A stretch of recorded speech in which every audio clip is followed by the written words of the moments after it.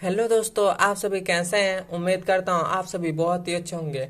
आज की इस वीडियो में हम पढ़ने वाले हैं क्लास 10th मैथ का। देखेंगे 3 महत्वपूर्ण प्रश्न जो हमारे 2024 के बोर्ड एग्जाम में बहुत ही बार ये पूछे जाने वाले प्रश्न हैं। यदि आप ये 3 महत्वपूर्ण प्रश्न कर लेते हैं तो मैं गारंटी के साथ कह सकता हूँ कि आपके बोर्ड एग्जाम में 10 नंबर कंफर्म हो जाएंगे। तो आइए हम देखते हैं पहला नंबर सवाल। ये देखिए, पहला नंबर हमारा सवाल कह रहा है दो घनों जिसमें से प्रत्येक का आयतन 64 घन सेमी है। घन सेमी क्यू, यहाँ पर क्यू रहना चाहिए, घन सेमी क्यू है के संलग्न फलनों को मिलाकर एक घनाभ बनाया जाता है। तो इससे प्राप्त घनाभ की पृष्ठीय क्षेत्रफल ज्ञात कीजिए। हमसे इस क्वेश्चन में कह रहा है मतलब कि दो घन है उसको मिलाकर एक घनाभ बनाया जाता है और उसका जो आयतन है वो 64 सेमी है। तो मतलब हमें जिसका आयतन हमें दे दिया गया है, घन का आयतन हमें दे दिया गया है, यहाँ पर लिख ले हैं घन का आयतन हमें दे दिया है, घन का आयतन हमें दे दिया गया है 64 घन सेमी। इतना दे दिया गया है 64 या घन सेमी। हमें घनाभ का आयतन दे दिया गया 64। उसके बाद हम यहाँ से क्या करेंगे, इसके बाद हम भुजा निकालेंगे। तो हमारे पास भुजा का स्क्वायर क्या, भुजा ए क्यू होता है, उसके बाद होता है 64, ये हो जाएगा। उसके बाद इस क्यू को इधर भेजेंगे तो हमारे पास ए बराबर कितना आ जाएगा, √64, √64 इधर हो जाएगा क्यू, यहाँ पर हो जाएगा 3। तो यहाँ पर ए का मान हमारे पास कितना आ जाएगा, 4 आ जाएगा। इतना आ गया। तो हमारे पास जो भुजा का मान ज्ञात हो गया, जो घन की भुजा ज्ञात हो गई वो 4 सेमी हो गए। और जब भी ऐसा क्वेश्चन दे दे कि दो घन है उसको मिलाकर एक घना बनाया जाता है, तो हम उसको जो लंबाई बस होता है उसका दुगुना हो जाता है, परंतु उसका चौड़ाई और ऊंचाई सेम रहता है। तो हमारी जो घन की लंबाई हो गई, लंबाई वो दुगुनी हो जाएगी, तो लंबाई हमारी क्या हो जाएगी, दुगुनी हो जाएगी। तो 4 + 4 हो जाएगा। तो ये हो जाएगा लंबाई हमारे पास आ जाएगा 8 सेमी। उसके बाद है जो चौड़ाई होगी वो उतनी ही रहेगी। तो यहाँ पे लिख रहे हैं चौड़ाई, तो चौड़ाई हमारी उतनी रहेगी तो 4 हो जाएगी। और ऊंचाई भी हमारी उतनी ही रहेगी, तो हमारी हो जाएगी 4। बस हमें दो घन दे दे, उसको मिलाकर एक घना बनाया जाता है। तो बस उसकी जो लंबाई होती है, कभी भी ऐसा सवाल दे दे तो उसकी कि दो घन है और उसको मिलाकर एक घना बनाया जाता है, तो उसकी जो लंबाई है वो उसकी दुगुनी हो जाती है, परंतु चौड़ाई जो है वो सेम रहती है और ऊंचाई भी सेम रहती है। तो हमारी जो लंबाई हो गई वो दुगुनी, 4 + 4 8 हो गया, और चौड़ाई 4 ही रहेगा और ऊंचाई भी 4 ही रहेगा। अब हमसे इस क्वेश्चन में क्या पूछा है, घनाभ की पृष्ठीय क्षेत्रफल ज्ञात कीजिए। तो घनाभ का पृष्ठीय क्षेत्रफल का सूत्र क्या होता है, तो यहाँ पर हम लिख रहे हैं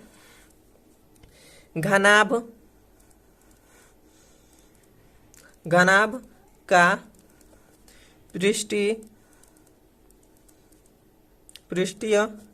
क्षेत्रफल, घनाभ का पृष्ठीय क्षेत्रफल होता है 2 उसके बाद पोस्ट में L × B + B × H + H × L। ये हमारे पास घनाभ का पृष्ठीय क्षेत्रफल होता है। लंबाई फिर से चौड़ाई, फिर से चौड़ाई, फिर से ऊंचाई, फिर से ऊंचाई, फिर से लंबाई। तो हमारा ये हो जाएगा 2, लंबाई हमारा कितना है 8, तो ये हो जाएगा 8।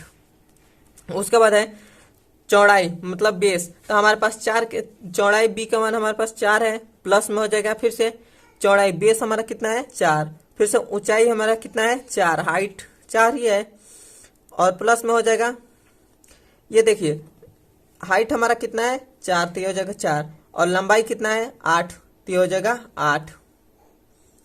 अब हम इसका गुणा कर लेते हैं। तो इसका गुणा करेंगे तो ये हो जाएगा 2, फिर से कोष्ठ में इसका गुणा करेंगे 8 चौको 32, तो ये हो जाएगा 32, प्लस फिर से 4 चौको 16, फिर से 16 और फिर से प्लस हो जाएगा। और 8 चौको 32, तो हो जाएगा 32। इतना हो गया। अब देखिए 32 32 64, और 64 में जब 16 जोड़ेंगे तो हमारे पास कितना आ जाएगा, 80 आ जाएगा। तो हो जाएगा 2 और कोष्ट में 80 हो जाएगा। इतना हो गया। अब हम क्या करेंगे, 8 दूना 16, तो 16 एक 0 है तो 0, तो हमारे पास जो घनाभ का पृष्ठीय क्षेत्रफल आ गया वो कितना आ गया, 160 सेमी स्क्वायर।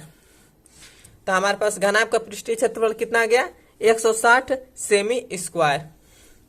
अब चलते हैं इसके दूसरे नंबर सवाल पर।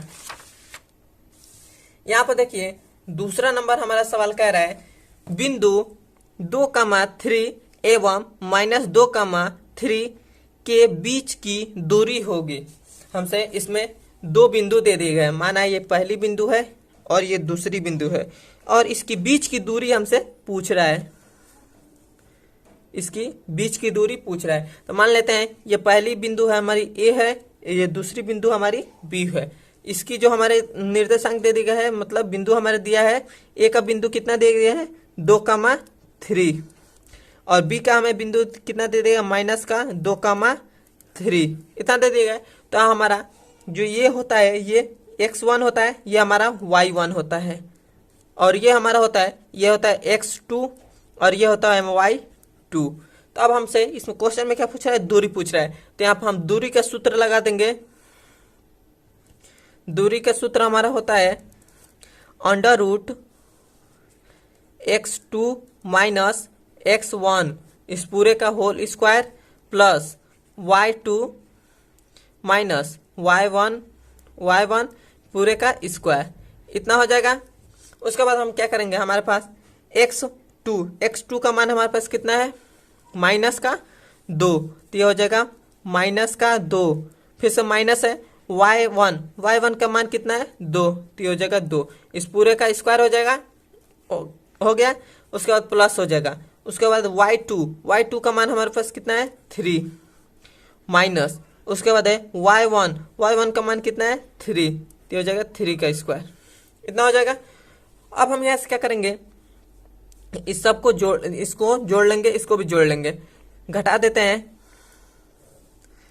तो इसके आगे हम हल करेंगे तो ये हमारा हो जाएगा 2 माइनस का 2 तो माइनस का 4 हो जाएगा, इसका स्क्वायर हो जाएगा। उसके बाद प्लस, उसके बाद है प्लस का 3 माइनस का 3, तो ये हो जाएगा 0 और 0 का स्क्वायर हो जाएगा, इतना हो गया। अब हमारा देखिए इस 4 का स्क्वायर करेंगे तो जब भी किसी भी माइनस वाले संख्या का स्क्वायर करते हैं, जब भी किसी भी माइनस वाले संख्या का स्क्वायर करते हैं तो वह हमेशा प्लस में आता है, यह बात हमेशा याद में रख लीजिएगा। तो जब भी हम -4 का स्क्वायर करेंगे तो 4 से 16 आ जाएगा, प्लस का 16 आएगा। उसके बाद है ये 0 है तो 0 का स्क्वायर 0 ही होता है, इसका लिखने के लिए कोई मतलब नहीं है, लिखे या ना लिखे उससे कोई मतलब नहीं रहेगा। तो हमारा √4 का मान कितना होता है, 4 होता है। तो हमारे पास जो दूरी आ गई कितनी आ गई, 4 आ गई, यही हमारा आंसर हो जाएगा। अब देखिए तीसरा नंबर सवाल, यहाँ पर तीसरा नंबर हमारा सवाल कह रहा है यदि द्विघात समीकरण bx² plus ax plus c बराबर में 0 के मूल समान है, हमें इसमें का मूल जो समान है तो हमारे पास जो समीकरण होगा वो क्या होगा। तो हमें इसका पहले समीकरण हमारा दिया है bx² प्लस ax प्लस में बराबर में c और बराबर में है 0। अब हमें दे दिया है और इसका मूल जो है वो समान दे दिए गए। तो मूल हमारे समान है, मतलब जो हमारा विविधकर है उसका बराबर में 0 हो जाएगा। तो हम यहाँ से क्या करेंगे, इसकी तुलना कर देंगे, तभी तो हमारे पास a और b और c का मान ज्ञात होगा। तो यहाँ पे लिख रहे हैं इसकी तुलना